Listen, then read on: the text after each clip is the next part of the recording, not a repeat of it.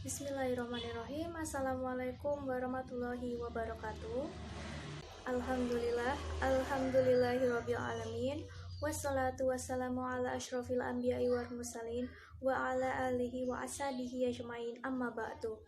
Perkenalkan, nama saya Dian Fatima dengan NIM 205211116, Prodi 1C Manajemen Bisnis Syariah IAIN Surakarta.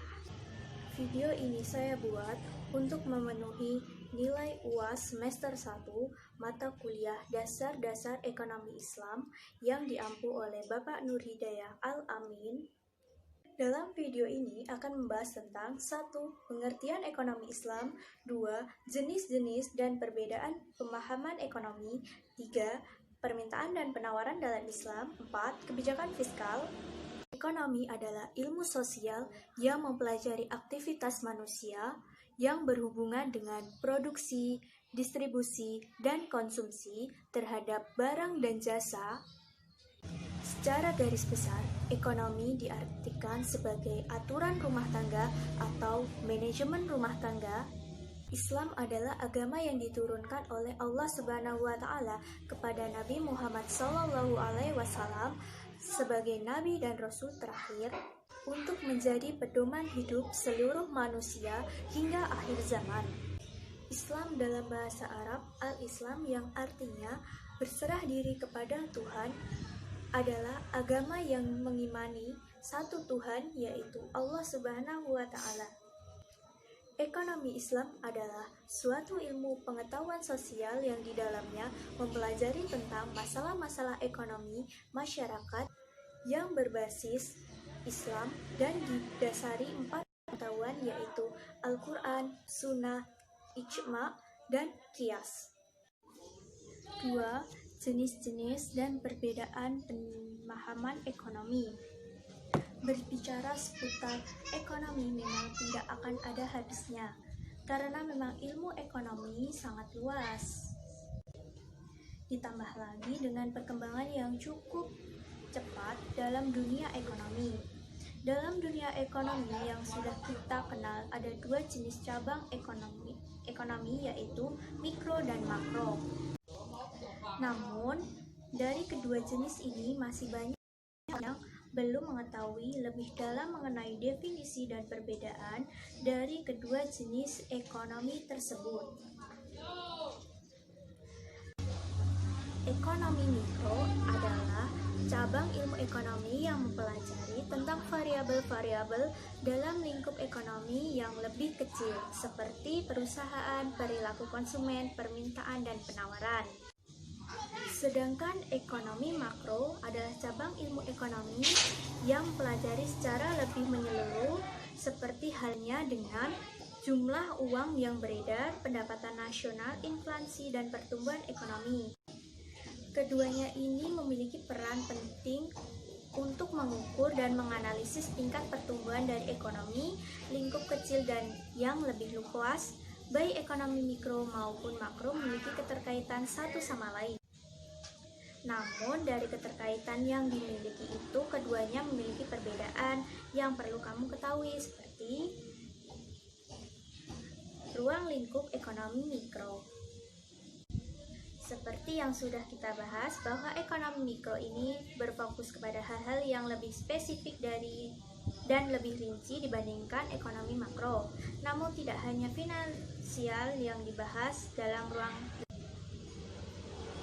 lingkup ekonomi mikro, karena hal tersebut juga dibahas dalam cabang ekonomi ini, yaitu 1. Teori harga.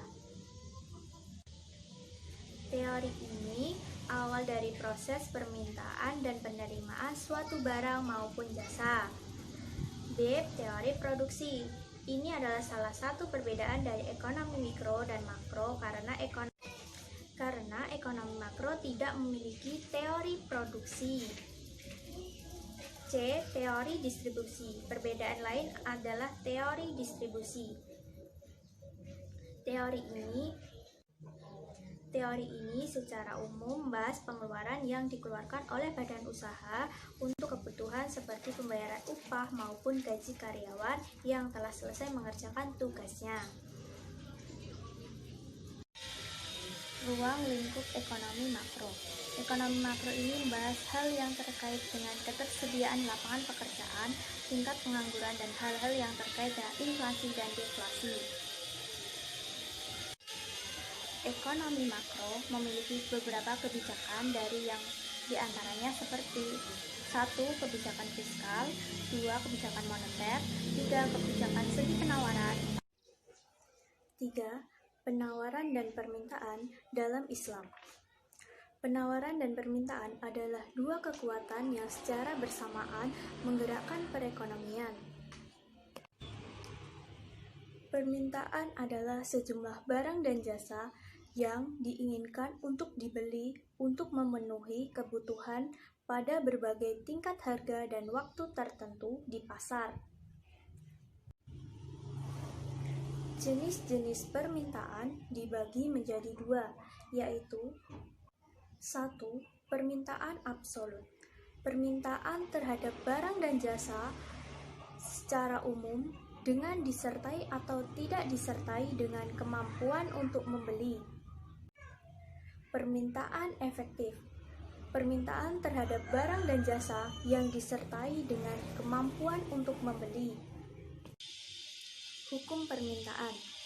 Dengan menganggap faktor-faktor lain bersifat tetap, ceteris paribus, hukum permintaan menyatakan bahwa ketika harga barang atau jasa mengalami penurunan, maka jumlah permintaan barang atau jasa tersebut akan naik.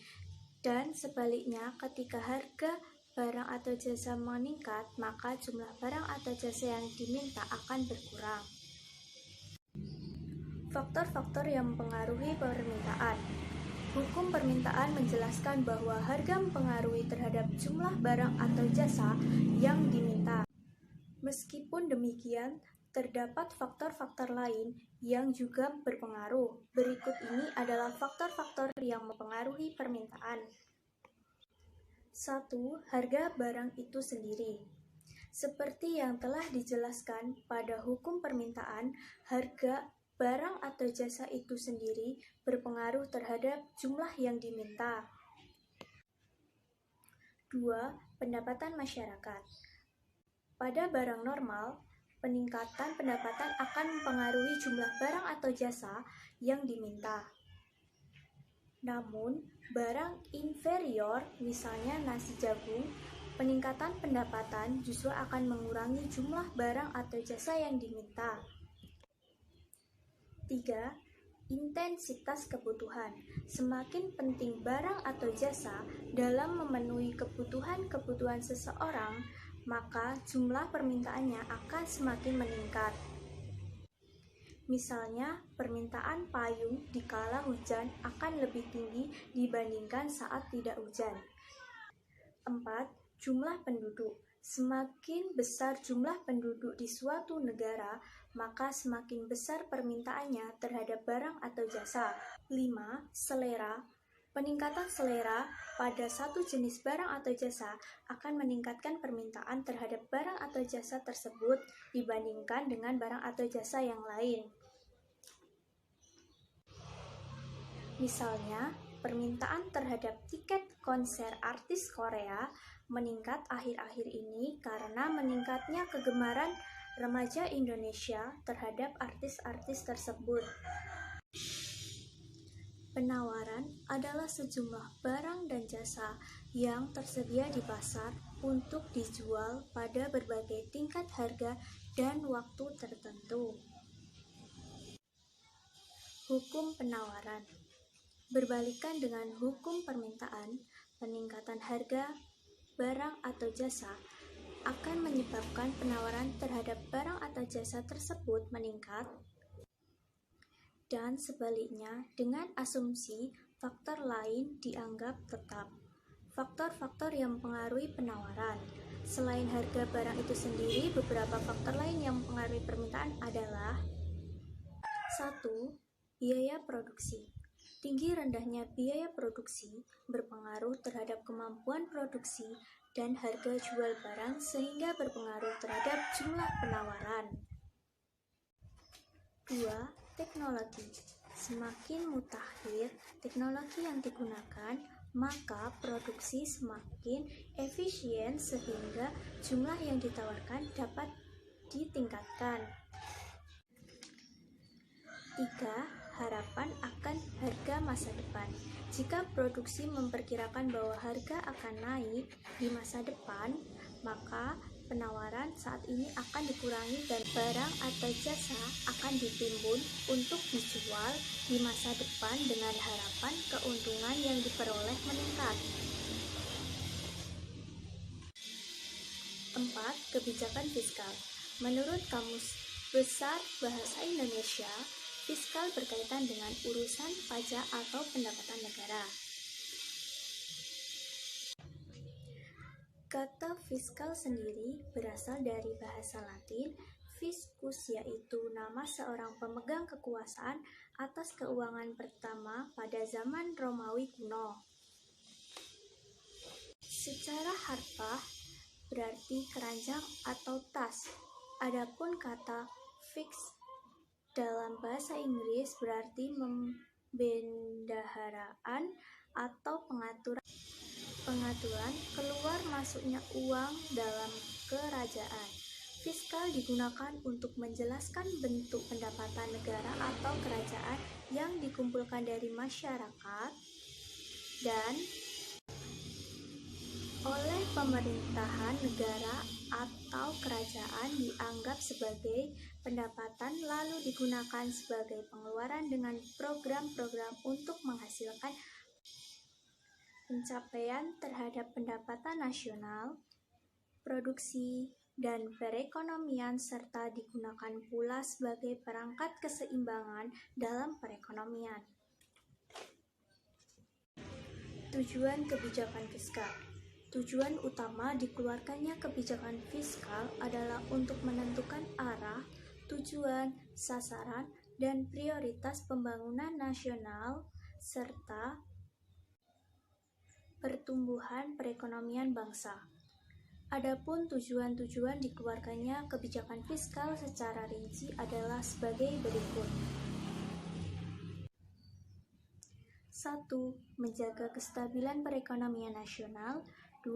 Memacu pertumbuhan ekonomi. 3. Mendorong laju investasi. 4. Membuka kesempatan kerja yang luas. 5. Mewujudkan keadilan sosial. 6. Sebagai wujud pemerataan dan pendistribusian pendapatan. 7. Mengurangi pengangguran. 8. Menjaga stabilitas harga barang dan jasa agar terhindar dari inflasi. Komponen penyusun kebijakan fiskal. Penentu kebijakan fiskal terbagi menjadi dua komponen, yaitu pendapatan negara pajak sebagai komponen penyusun kebijakan fiskal, pendapatan negara sebagai komponen penyusun kebijakan fiskal, karena sebagai sumber pembangunan bersifat memaksa dan tercantum dalam konstitusi. 2. Pengeluaran negara atau APBN terdiri dari pembangunan infrastruktur, pembangunan fasilitas umum, hingga biaya operasional pemerintah. Macam-macam kebijakan fiskal. Kebijakan fiskal dibagi menjadi dua, yaitu menurut segi teori dan menurut jumlah penerimaan dan pengeluaran. 1. Berdasarkan teori. Kebijakan fiskal dari segi teori adalah bagaimana kebijakan itu dilihat secara non-praktis. Adapun macam-macam kebijakan fiskal dari segi teori adalah 1. Kebijakan fungsional merupakan kebijakan untuk pertimbangan pengeluaran anggaran dan penambahan kesempatan kerja yang dilakukan oleh pemerintah karena akibat tidak langsung dari pendapatan nasional. 2. Kebijakan disengaja merupakan kebijakan fiskal yang dimaksudkan untuk mengatasi masalah-masalah ekonomi yang sedang dihadapi dengan cara memanipulasi anggaran belanja secara sengaja, baik melalui perubahan perpajakan maupun perubahan pengeluaran pemerintah. Ada 3 bentuk dari macam kebijakan fiskal ini, yaitu 1. Membuat perubahan pada pengeluaran pemerintah. 2. Membuat perubahan pada sistem pemungutan pajak. 3. Membuat perubahan secara serentak baik pada pengelolaan pemerintah maupun sistem pemungutan pajak. Kebijakan tidak disengaja. Kebijakan ini dimaksud untuk mengendalikan kecepatan siklus bisnis supaya tidak terlalu fluktuatif. 2. Berdasarkan jumlah penerimaan dan pengeluaran. A. Kebijakan fiskal seimbang merupakan kebijakan yang memuat antara penerimaan dan pengeluaran menjadi sama jumlahnya. Salah satu kelebihan dari kebijakan fiskal seimbang yaitu negara tidak perlu meminjam dana dari pihak dalam negeri ataupun luar negeri. Sedangkan kelemahannya, kondisi perekonomian akan menjadi terpuruk apabila keadaan perekonomian negara dalam kondisi tidak menguntungkan. B. Kebijakan fiskal surplus merupakan kebijakan yang mana jumlah penduduk harus sedikit lebih tinggi dibandingkan dengan jumlah pengeluaran. C. Kebijakan fiskal defisit merupakan kebijakan yang berlawanan dengan kebijakan surplus, berarti jumlah pendapatan lebih rendah dari jumlah pengeluaran. D. Kebijakan fiskal dinamis merupakan kebijakan yang mirip dengan kebijakan fiskal seimbang. Cukup sekian dan terima kasih. Mohon maaf apabila ada kesalahan baik kata ataupun perbuatan. Wassalamualaikum warahmatullahi wabarakatuh.